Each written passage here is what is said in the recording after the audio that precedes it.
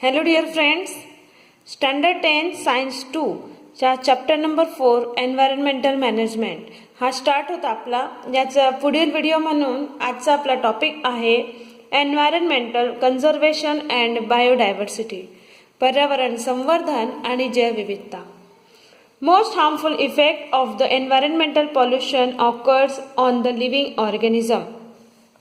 पर्यावरणीय प्रदूषणाचा सर्वात घातक परिणाम हा सजीवांवर होत आहे. Have you seen some example of this in your area? Our living world had been richly diverse. It consisted of various of plants and animals.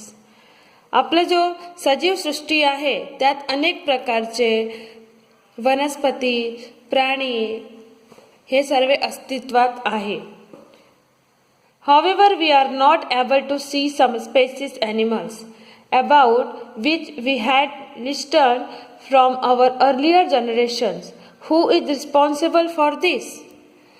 पण आज आपण पाहतो की आपल्या मागील पिढ्यांकडून ऐकलेले विशिष्ट असे प्राणी आणि वनस्पती आपल्याला पाहायला मिळत नाहीत. त्यांच्याबद्दल फक्त आपण ऐकत असतो आपले जुने लोकांपासून. तर याला जबाबदार कोण आहे? सरळ गोष्ट आहे की याचा जो जबाबदार आहे ते आपणच आहोत. कारण लिव्हिंग ऑर्गॅनिझम्सनेच अदर लिव्हिंग ऑर्गॅनिझम्सचा हास केलेला आहे. आणि यामध्ये ह्युमन बिईंग जे आहे तो एक लालची स्वभावाचा ॲनिमल आहे जो की अदर ॲनिमलला इथे नुकसान देत असतो.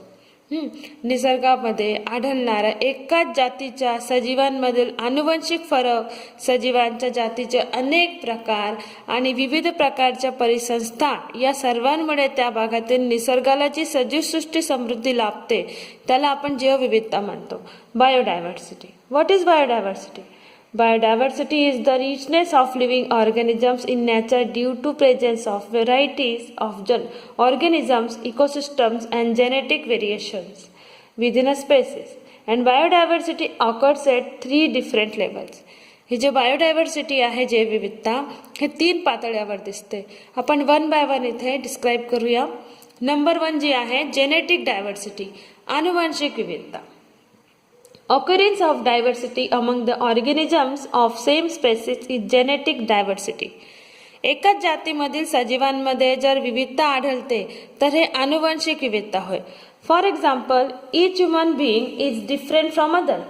की प्रत्येक ह्युमन बिईंग आहे ते दुसऱ्या ह्युमन बिईंगपेक्षा वेगळं आहे, म्हणूनच आपण त्याची ओळख करून घेत असतो. Possibility of wiping out the species arises if there is a decrease in the diversity within the species whose members involved in sexual reproduction. पुनरुत्पादन प्रक्रियेत म्हणजे जे रिप्रोडक्शन जी प्रोसेस आहे यामध्ये सहभागी होणाऱ्या सजीवांमधील हे आनुवंशिक वैविध्य कमी झाले तर हळूहळू ते जातच नष्ट होण्याचा धोका निर्माण होतो. म्हणजे काय आहे की जो रिप्रोडक्शन प्रोसेसमध्ये जो पॅरेंट्स जो भाग घेतात, आता ह्या प्रक्रियेमध्ये सहभागी होणाऱ्या ज्या सजीवांमधील जे आनुवंशिक वैशिष्ट्य आहे, आनुवंशिक जो डिफरंट आहे, सांगण्याचा अर्थ हा की जर आपण एक टायगरची प्रजाती घेतली किंवा चित्तेची प्रजाती घेतली तर चित्तेची प्रजातीमध्ये वेगवेगळे हे त्याच्यामध्येही प्रकार आहे. तर जर त्यामध्ये हे संख्या वेगवेगळी जी आहे हे कमी होत जात आहे, म्हणजे जो आनुवंशिक वैविध्य कमी होत आहे, तर ह्याने काय होईल, हळूहळूची चितेची जो पुरी प्रजाती आहे ना ती जात आहे ना ते पूर्ण संपून जाण्याचा धोका निर्माण होतो. तर हे झालं आनुवंशिक विविधता आणि आनुवंशिकते विविधतेमुळे जैवविविधता तयार होते. आता जेनेटिक जी डायव्हर्सिटी आहे ही जर कमी होत गेली तर ह्यामुळे एक पुरी जात आहे तीच समाप्त होण्याचा धोका असतो. ठीक, तर ह्याच क्रमामध्ये दुसरं जे आहे ते आहे प्रजातीची विविधता, स्पेसिस डायव्हर्सिटी. निसर्गामध्ये सजीवांच्या असंख्य प्रजाती आढळून येतात. Innumerable species of organisms occur in the nature and this is called species diversity. Species diversity includes various types of plants, animals and microbes. यामध्ये वेगवेगळ्या प्रकारच्या वनस्पती, प्राणी आणि सजीव, सूक्ष्मजीव यांचा सर्वांचा समावेश होतो.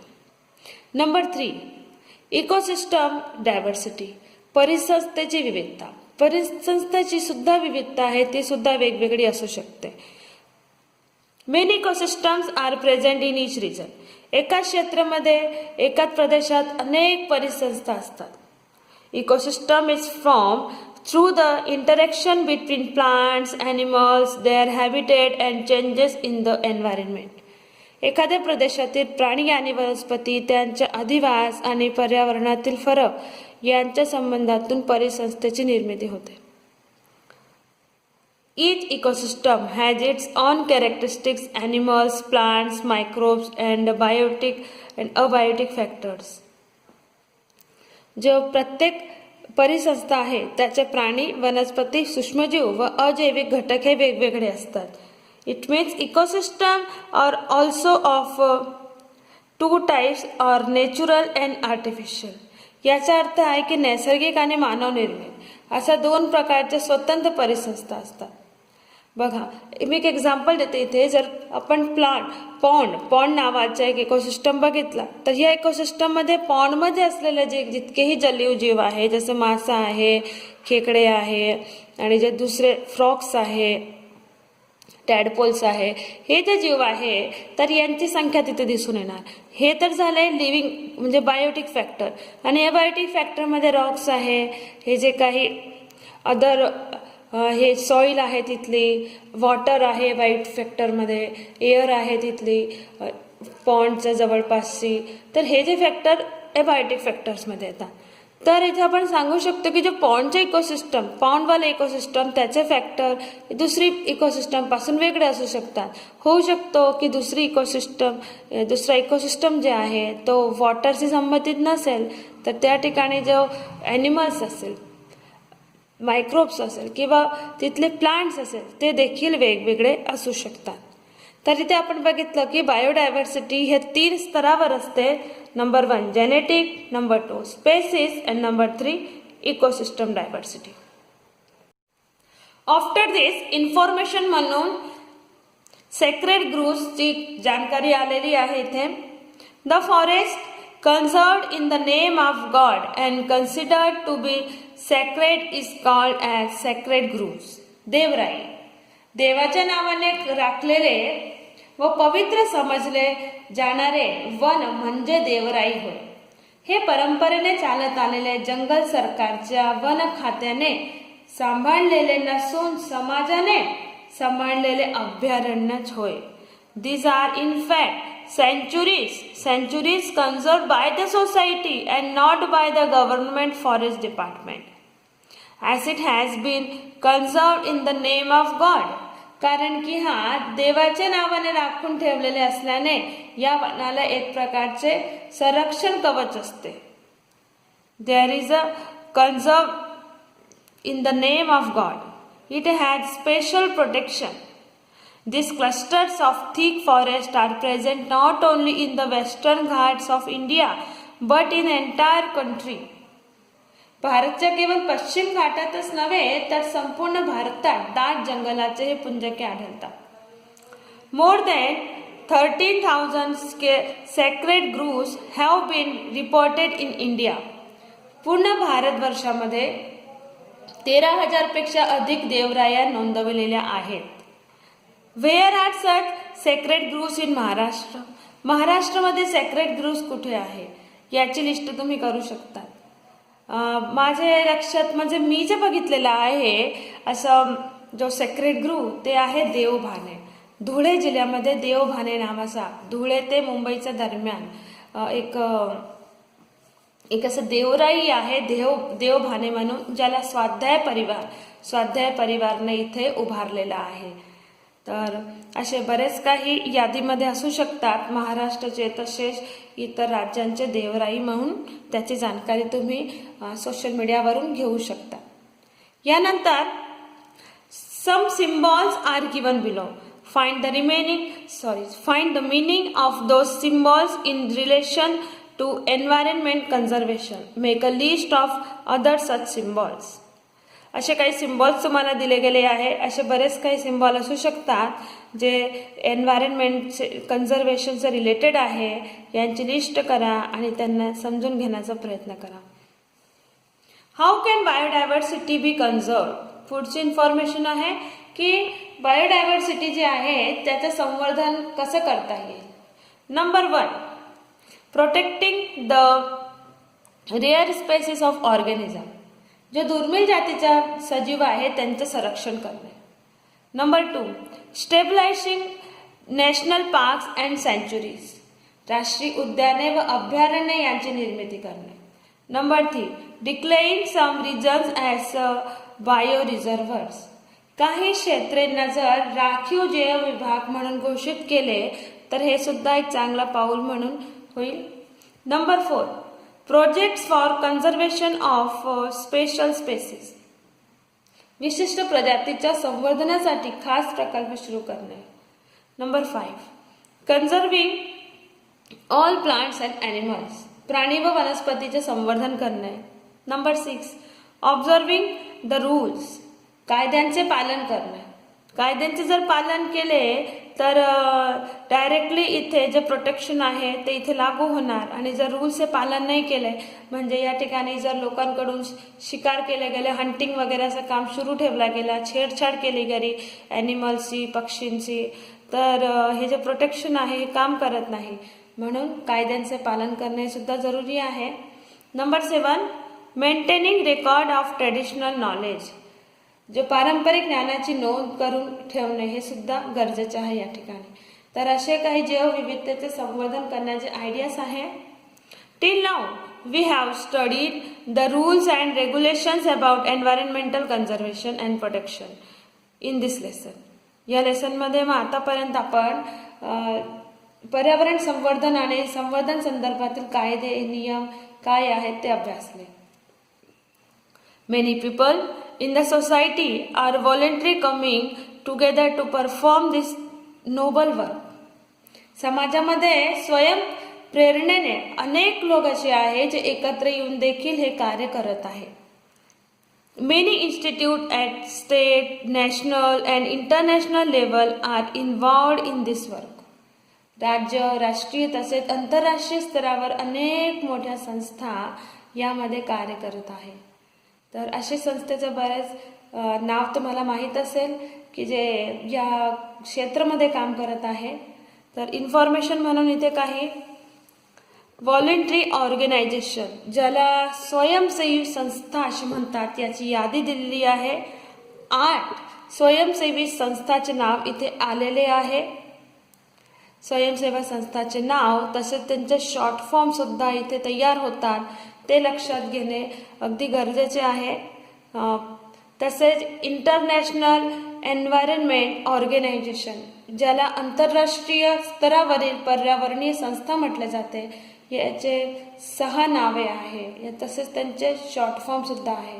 तर हे पण लक्षात ठेवायचं. तुम्हाला नेक्स्ट स्टँडर्ड्सला किंवा जो हा एन्व्हायरमेंटचा स्पेशल एक सिलेबस म्हणून कामात येणार आहे नेक्स्ट स्टँडर्ड्समध्ये तुम्हाला, तर तिथे कामात येऊ शकतो.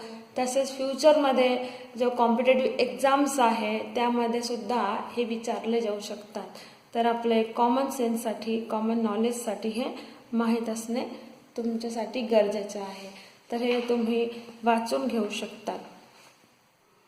Attempts at various levels are performed for conserving environments. पर्यावरण संवर्धन करण्यासाठी विविध पातळ्यांवर प्रयत्न केले जात आहे. Role of the person is defined as per this level. ह्या पातळ्यावर प्रयत्न करण्यासाठी विशिष्ट भूमिका ठरते. म्हणजे प्रत्येक माणसाची एक विशिष्ट भूमिका असते या ठिकाणी. Some roles are given below. Which role would you like to perform? Why? काही भूमिका इथे खाली मांडल्या गेल्या आहे. तुम्हाला त्यापैकी कोणती भूमिका पार पाडायला आवडेल आणि का? तर मी हे फक्त इथे रीडिंग करून घेणार, याचा मिनिंग सांगून देणार. हे सर्व तुम्हाला ठरवायचं आहे का तुम्ही पर्यावरण संवर्धन करण्यासाठी कोणती भूमिका इथे बजावू शकतात आणि का. नंबर 1 दिला आहे कन्झर्वेशन. कन्झर्वेशन म्हणजे टिकवणे. Conserving the available resources. जे काही रिसोर्सेस आहेत त्याला टिकवून ठेवणे. नंबर 2 कंट्रोल, नियंत्रण करणे. प्रिव्हेंटिंग द हार्म, हानी रोखणे. स्टॉपिंग द हार्मफुल ॲक्टिव्हिटीज, हानी करणारी कृती थांबवणे. चेंजिंग द माइंडसेट, मानसिकता बदलणे, हे काही काम असू शकतात कंट्रोलिंगमध्ये. नंबर 3 प्रोडक्शन म्हणजे निर्मिती करणे. रिव्ह्युअल of harm factors of environment, पर्यावरणमध्ये हानी झालेल्या घटकांचे पुनरुज्जीवन करणे. अटेम्प्टिंग इनोव्हेशन, नवनिर्माणासाठी प्रयत्न करणे. कारण पर्यावरणमध्ये ज्या हानी झालेल्या घटकांचे पुनर्जीवन जर केले तर यामध्ये नवनिर्माण करण्याचा प्रयत्न सुद्धा तयार होते, तर हे निर्मितीच्या अंतर्गत झाला. नंबर 4 माय रोल इन एन्व्हायरमेंटमध्ये आपला एक रोल असू शकतो प्रिझर्वेशन करण्याचा, म्हणजे जतन करण्याचा. जतन करणे म्हणजे preserving whatever has been left over. आता जे काही उरलेलं आहे, जे बी काही उरलेलं आहे त्याचं जतन करणे. ठीक आहे, आतापर्यंत आपण काही रोल केला नाही, आपले वरची जी पिढी होती त्यांनाही ज्ञान न होता, पण आज आपण बऱ्यापैकी सोशल मीडियाशी जुळलेलो आहोत. आजचे नागरिक जास्त जागरूक आहे. जर असं समजून घेतलं तर ही जर जागरूकता आपण ठेवली तर जे काही आज हल्लीमध्ये अवेलेबल आहे, जे काहीच प्रजात्या आहे समजा, तर जर ते अवेलेबल आहे तर त्यांचं जर आपण जतन करून घेतलं तर पुढील पिढीसाठी आपण ते सुद्धा राखीव म्हणून ठेवू शकतो ना.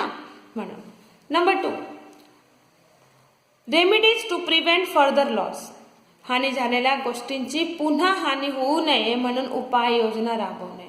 आपण जे काही हानी झालेली आहे त्याच्यापासून शिकायचं की ही हानी कशामुळे झाली, त्याचे काय कारण आहे. मग ते कारणावरती जर आपण उपाय केला तर पुढे हानी होणार नाही. तसे काही आपण स्टेप्स करू शकतो आणि प्रिझर्व करू शकतो. नंबर 3 प्रिझर्विंग अननोन रिजन्स, जे अज्ञात क्षेत्रे आहे त्यांना टिकवून ठेवणे. नंबर 5 यामध्ये आपण प्रिव्हेन्शन घेऊ शकतो, म्हणजे काही प्रतिबंध लावू शकतो जेणेकरून आपली ही एक महत्त्वाची भूमिका होऊ शकते पर्यावरणात. That is preventing possible harms, जे संभाव्य धोके आहे ते रोखू शकतो. डिझायनिंग न्यू प्लान्स, नवीन कृती कार्यक्रम आखू शकतो. फॅक्टर्स हार्मफुल टू एन्व्हायरमेंट, जे काही घटक आहे जे पर्यावरणाला हानी पोहोचवू शकतात त्यांच्यावर प्रतिबंध घालू शकतो. लास्ट आहे अवेअरनेस. शेवटी जाऊन अवेअरनेस हीच महत्त्वाची आहे. जर आपण अवेअरनेस ठेवली तर हे सगळे पॉईंट्स इथे कव्हर होत आहे. बघा, पहिला आहे एज्युकेशन, शिक्षण असणे गरजेचे आहे. गायडन्स, मार्गदर्शन जरुरी आहे. अवेअरनेस, जागृती. इमिटेशन, अनुकरण. ऑर्गनायझेशन, संघटनची गरज आहे. अँड पार्टिसिपेशन, प्रत्यक्ष सहभाग घेणे, नोंदवणे हे जरुरी आहे. तर अशा पद्धतीने पर्यावरणात आपली भूमिका असू शकते. आपण या ठिकाणी कन्झर्वेशन करू शकतो, कंट्रोल करू शकतो, प्रोडक्शन किंवा प्रिझर्वेशन करू शकतो. तसेच प्रिव्हेन्शन किंवा अवेअरनेस जर असली आपल्यामध्ये तर आपली ही महत्त्वाची भूमिका असते आपले एन्व्हायरमेंटला टिकवून ठेवण्यासाठी. तर फ्रेंड्स, आजचा हा लेक्चर इथेच थांबवूया, कारण मला जो इकोसिस्टम जो आपला सुरू होता मागील 3 व्हिडिओपासून आज जवळपास 3रा व्हिडिओ होता.